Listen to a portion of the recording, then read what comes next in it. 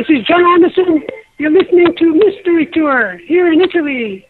So, dear John, what shall the Italian audience expect from your most anticipated gig next July? Well, it's a celebration of Yes Music that I work with Trevor Rabin and Rick Wakeman and two very fine musicians, Louis on the drums and Lee on bass. And, we do a selection of Yes Music that we love to play. And from Heart of the Sunrise to One of the Lonely Heart to Awaken to, what else are we doing? Perpetual Change, from the early music to very much like the 80s music and 90s music. So it's a very interesting experience for us. Yeah, and we did an interview a few years ago. We talked about the Living Tree album released with Rick Wakeman. What do you and Rick feel today in 2017 when you are playing songs from Yes? Well, we wrote the songs. I wrote most of the music and songs for Yes anyway. Yeah. And so the songs that I know very much, and then I wrote some with Rick, and I wrote some with Trevor. And, of course, with the old band with Steve and Alan, of course. But for now, it's like 21st century Yes, but playing some classic Yes music because we believe in Yes music. And, I never left the group, Yes. I always feel in my heart I am still in Yes because I am from the beginning Yes with Chris. And so the audience will have a great time because it's a celebration.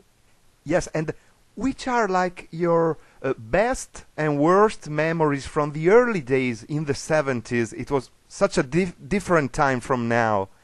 Well, I have some great memories to play in Milan and Roma and to do some performing around the world with Yes then, because we were very much like, we were very different music and the audience would listen. They didn't need to dance so much, but they listened to the music. And it was very much like classical folk music, rock, jazz, fusion, everything, Yeah. So wherever we went, we had a large amount of people that enjoyed the music. So we had so many great times and so many crazy times.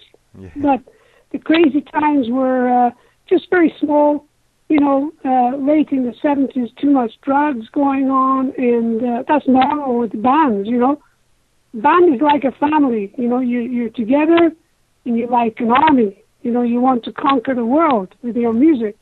And then some people in the band want to be rock stars, others want to be, like me. I wanted to be a musician and not just a singer in the band, I wanted to be more than that. So I worked with Vangelis and I worked with different musicians to learn about music. So everybody had a different road to take. And sometimes, as I say, it was wonderful. 90% of the time was wonderful. 10% was crazy. Could you share one joyful memory of Chris Squire for the Italian fans? Oh, I always remember we were doing a concert in Argentina in 1985, and we were the first English band to play in Argentina after the stupid, crazy war of Argentina and Great Britain. You won't remember, but there was a war, and it was a stupid war, and we were the first band to play. So the stadium was full of people, but around the stadium was the army to keep away from people that were very upset that we were there. They wanted to kill us, My goodness. And there were death threats. So we're getting ready to go on stage, and there's 70,000 people going crazy. And Chris turns to me and says, "John, you know who they will shoot first?" And I said, "Well, the singer, of course." So I ran around the stage like crazy that night. It was a great show, too. You can actually watch it on YouTube. Yes, in Argentina, 1985. It was amazing. That's amazing. I will look for it. Back in 2014, you released a single Family Circle together with my good friend Matt Malley from Counting Crows. Yes, Matt, wonderful man, wonderful. Yeah, he's a wonderful guy. What can you tell us about such experience? Well, he knew a friend of mine, and we got in touch. And the way I work is people would send me MP3s of music, and if I enjoy the music, I will sing a song and then send it back to the person. And Matt Malley sent me the music, and I sang right away the song. And then I didn't think about it for a while, and then he called me and said, I think we can release this to help people and a charity. And I said, yes, please, let's do that. So that's when it was released. Yeah, and you even released an album with, like fans sending you music a few years ago. Oh, yeah, I have 5 hours of music. I'm waiting to decide how to release it because it's so much music and everything is so different. So it's a question of how to put it into the world. And I have some ideas to do it with computer art,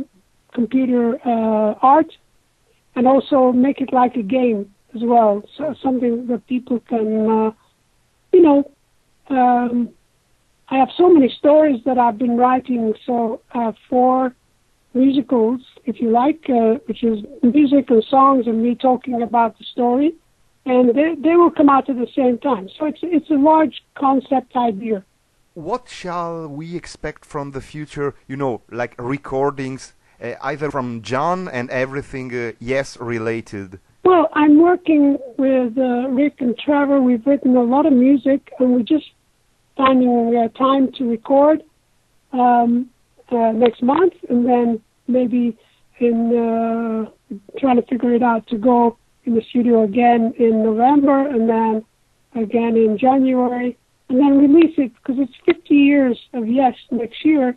Yeah. It would be nice to release a special homage to Yes, like 50 years of Yes, but in one sort of album, so we cover a lot of musical energy. Do you find like any difference, between like playing in the States and in Europe? Not really. No. Okay. The fans of Yes are the same everywhere. They're very, very committed to listen and enjoy, and they're very excitable.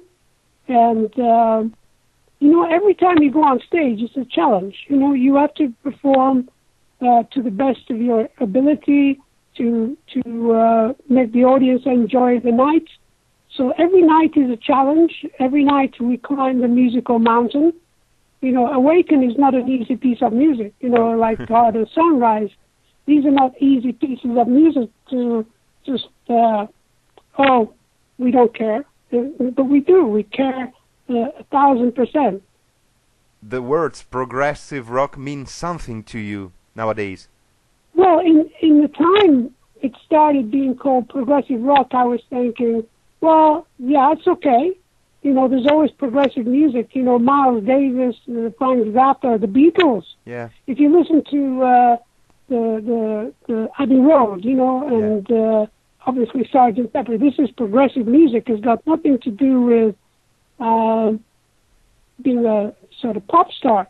You're making music, and the idea is to have an adventure, like life is an adventure in music. So if you can do that and still get an audience to come and enjoy the music, well, we're very lucky. So I always think that to be progressive is natural. Music is an adventure, so I don't mind to be called progressive music at all. Yeah. And could you send one final greeting and invitation to join you on July 19 in Schio in Italy? Okay, you people out there listening to the radio now, this is John Anderson. Please come and enjoy an evening of Yes Music Plus. It's a celebration of Yes Music over 50 years. And for the young people, you come, because you will understand that music is not just what you hear on the radio, because there's so much music out there you will never hear. So come and see Yes and hear the music of the last 50 years, and have a good time.